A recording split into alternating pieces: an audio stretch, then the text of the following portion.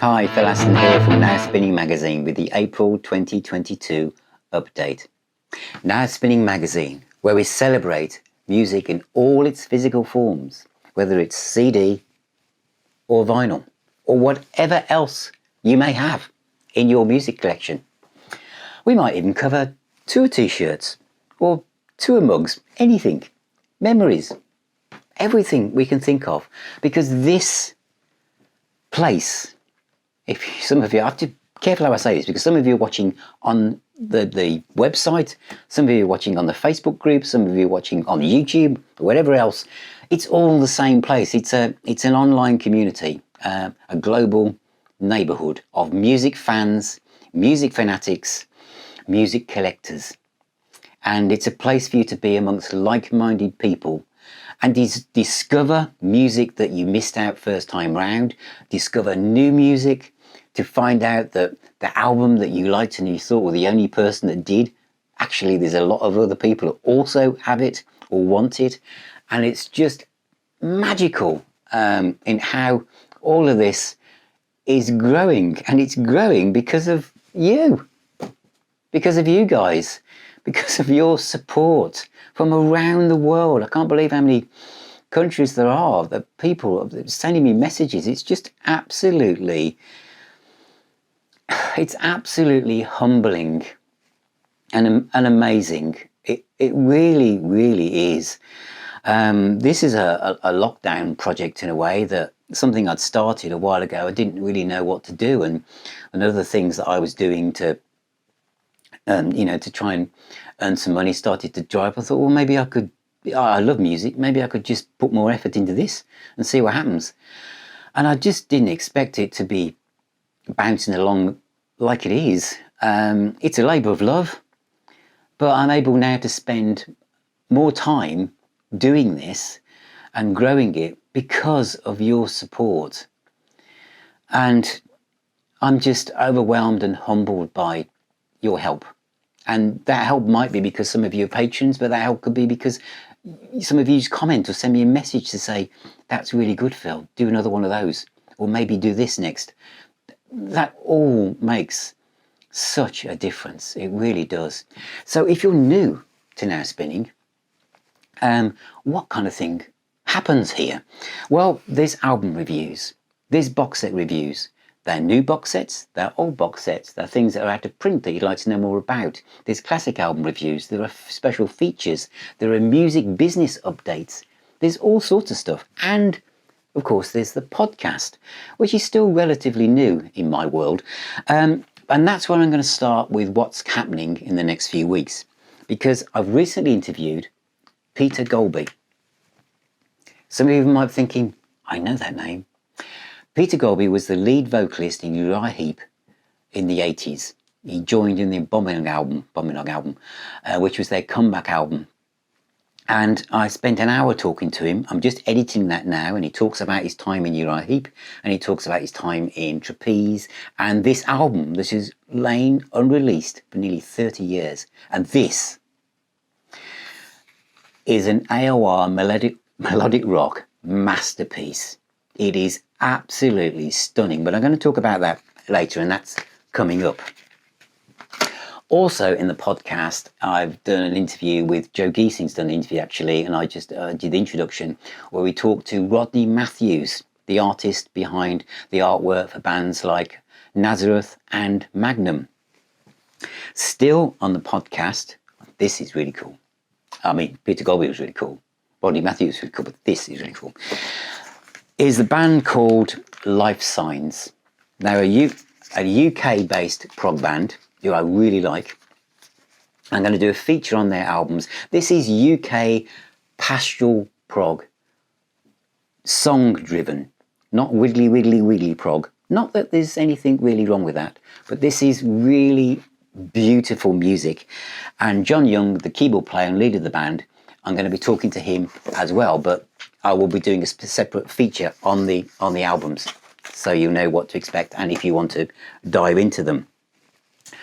Then different style of music is Joni Mitchell. I'm going to be looking at this new box set, which covers the first 4 albums, and comparing it to this box set that's been out for a while. And so we'll know whether the remix of the first album, which is Song to a Seagull, is it worth buying this or just sticking with this? So I'll let you know. Also, I have 3 songs of yesterday. This, I also talk about why 3 means so much to me, and especially Paul Kossoff.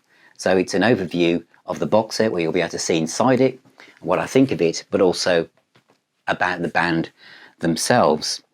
I've also got the next instalment of New Music Roundup, 10 albums, 10 new albums. There's a lot of prog in here actually this time, and 2 of them could be contenders for my albums of the year. So that's coming up. Classic album review. I've got 2.5, well no, 3, I'm going to say 3 of those. We've got Montrose. I'm going to talk about what I thought of the album when it first appeared, what I was doing, and also look at the CD versions and which one I think is best.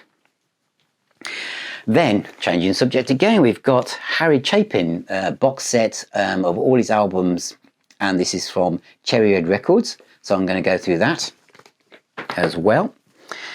And then, something a bit different, bear with me, I'm going to be doing a